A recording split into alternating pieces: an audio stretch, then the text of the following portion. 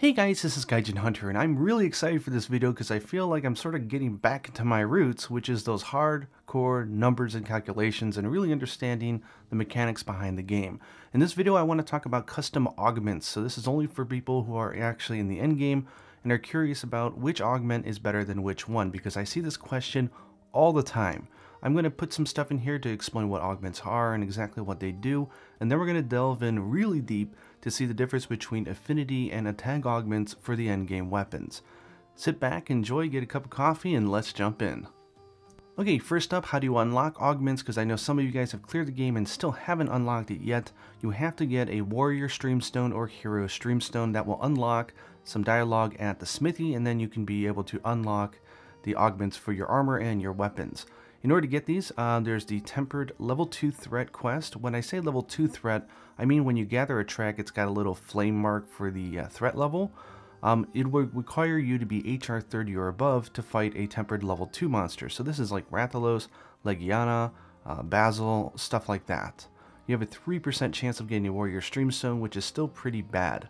However, for tempered level 3, which requires you to be HR 50 or above, and that would be all the Elder Dragons, also including the tempered Devil Joe was HR 50 plus, you have a 12% chance at a warrior streamstone and a 3% chance at the rare hero streamstone. Now, depending on the final form weapon, the rarity, you'll be able to augment it more than once. This of course means that rarity 6 weapons can be just as good as rarity 8 ones, considering if you manage to get the stones to augment them correctly.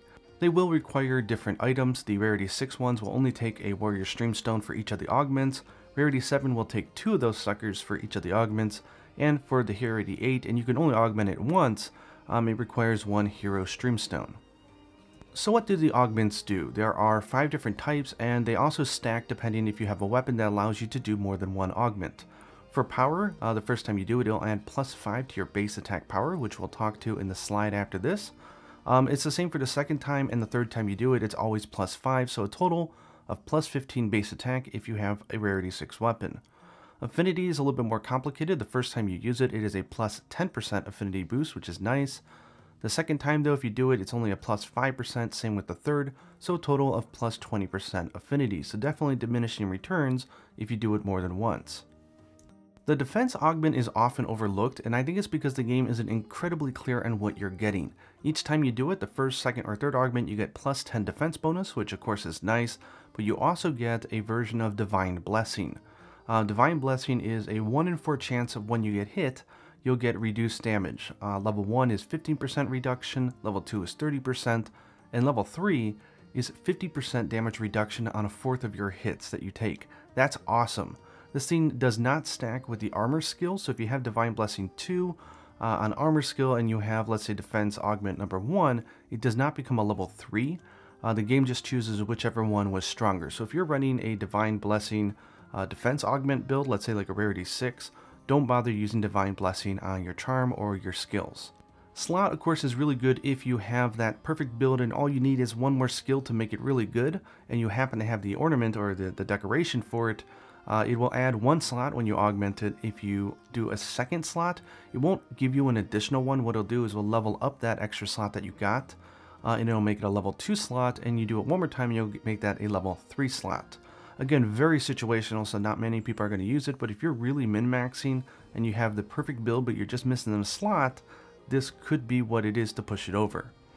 And finally, there is the health upgrade, which is my personal favorite. With 1 augment, you heal every time you hit a monster. You'll heal approximately 10% of the damage that you deal, which is why a great sword will heal a lot more in each hit than, say, like the sword and shield, but it does add up. The second augment is an additional 5%, and the third is another 5%, for a total of 20% of the damage you dish out, you'll heal as a free potion. Very awesome. I always tell people that my favorite thing to do is put in health and just health. Because I love it.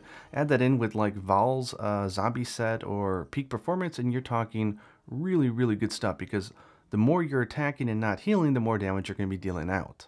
As annoying as it is, it does require different items in order to do the augment outside of just the stones. If we're dealing with rarity 6, the power will take Rathalos plates and, bird wyvern gems and stuff like that.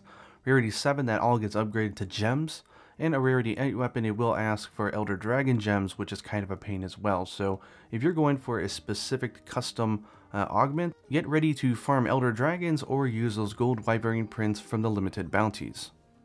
Okay, now back to the big question at hand, which everyone seems to want to know, which is what is better, a power upgrade or an affinity upgrade? Because we already know that defense, slot, and health are really their own thing and have their own awesomeness to it. So it's really up to the individual on how they want to augment their weapon. Don't let anybody tell you how to do it. But when it comes to power and affinity, it's a little gray zone on which one is more powerful. So that's what we're going to jump into now. Of course, when you look at the power, it says it adds a +5, but 5 doesn't actually mean just 5 shown on the screen. We do have to understand bloat values. As I've explained in my past videos, the game uses a bloat value system to better represent the average damage you're going to output from any given attack using that weapon. So the Great Sword, if let's say it's a 200 base attack weapon, times by 4.8 and you get the Great Sword attack number that they'll show you on the weapon screen. With the same power weapon, with the Sword and Shield, because each hit only does like 20% of its actual power, will have a modifier of 1.4.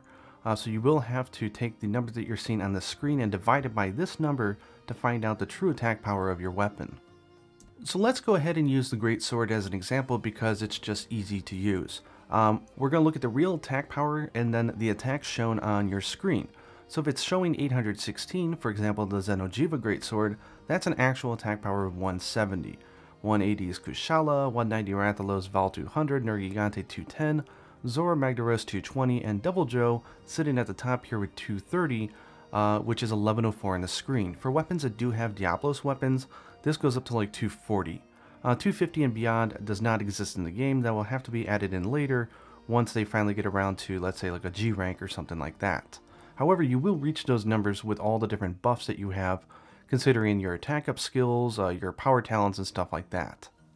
So power is pretty easy to understand once you know the actual what +5 actually means, considering the modifier of your weapon, but affinity is a little bit different. Affinity is just the chance of landing a positive critical hit or a negative critical hit. A positive critical is 25% additional damage, and a negative, if you have negative affinity, is the chance of landing a negative crit, which is 75% of your damage output. So if you have a weapon, let's say like the Devil Joe one, which is a -30% affinity, what it really means is that like 7 out of 10 attacks will do 230 power, and then when you do unfortunately land that, -30%, the negative hit, it does about 173. So the average damage output, if we were to generalize it, because we kind of have to, is 212.75, but in Monster Hunter you always round up, so that would be 213. So you see, like, a minus affinity is not nearly as bad as you think if your raw power can overcome that kind of difference. And of course, to really figure out our raw power, we have other stuff to consider, such as modifiers and sharpness modifiers. The sharpness one is really important, so we're going to go over that now. So sharpness is great not just because you'll have less chance of bouncing off a monster, but you'll also be doing a lot more damage as well. Here's the chart that shows the multipliers for all the different sharpness. As you can see, blue sharpness is 1.2 times the attack power of your true raw, and white is 1.3 times. So if you look at it, white actually does 10% more damage output than blue. So you have to consider that when you're looking at weapons and which ones you like. And if you're running an elemental build, of course, white and blue, you have to factor those in. Now, as far as actual other modifiers, everyone's not going to be sitting at their base raw attack. For example, everyone should have the Powered Talon and Powered Charm in their inventory. That right there is +15 to your base. If you eat for attack up M, you get +10. Eat for attack up L, you get +15. Might seed 10. You might have attack skills on your armor. So I'm going to underestimate here and just say that on average, everybody has at least a +30 base attack to whatever their weapon is. We're going to use that to go in for all these other calculations here, but it's often much higher. Okay, so now let's calculate the expected damage output of attack upgrade versus the affinity upgrade for the augments. We're going to look at the Xeno'jiiva Greatsword, the Nergigante one, and the Devil Joe one just for examples here. We can see the Xeno'jiiva, which is white sharpness and 15% affinity out of the box, is a 274 expected power attack. And of course, remember, I'm adding +30 to compensate for just meal and talons, stuff that you're going to have in your inventory anyways. So 274, if you were to give it an attack augment, it goes up to 281, an affinity augment, 281. So we realize there's really no difference here. Now it could be argued that, of course, that the attack one is better in this case because it applies to all your attacks no matter what, where the affinity one is really situational. Sometimes you're going to land that crit, sometimes you're not. So it's not guaranteed that you're going to actually be at 281. Sometimes you'll be above it, sometimes you'll be below it, but the average is 281. So I could agree with the argument that attack is better in such cases. And as you can see, nothing really changes for Nergigante or Devil Joe as well. So again, negative affinity is not as bad as you guys think it is, because even with that negative affinity, the attack output on the Devil Joe weapon at white sharpness, I did not calculate it at blue, because if you're not using white on Joe, then I don't know why you're using Joe. You can see just the damage output is ridiculous when you add in high raw in white sharpness. But back to the subject on hand, attack, upgrade, or affinity, you're not going to see a whole lot of difference between these two either way. And of course, as an exercise, because everyone will start saying, hey, wait, you forgot weakness exploit. I mean, because the meta in Monster Hunter is definitely affinity, and there's so many ways to increase your affinity in this game. We'll go ahead and run those numbers. So we're looking at weakness exploit, we're hitting a weak point of a monster, we're getting an additional 30% affinity. The numbers really don't change, guys. So don't really think that just weakness exploit is enough to really tip the scales on which one is better. However, things get really interesting once we start looking at crit boost. Now, critical boost is a skill that will increase the damage of a positive critical hit. So at base, you're doing 25% extra damage during a critical hit.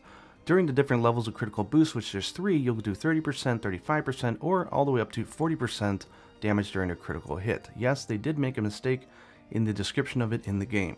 We can see here, even with a low raw, such as Xeno'jiiva, we start noticing that the affinity augment starts to get a slight gain on the attack one once we start factoring in critical boost. Same goes down with Nergigante, and of course Joe, or Nergigante without any positive affinity, critical boost isn't going to do anything for you anyways.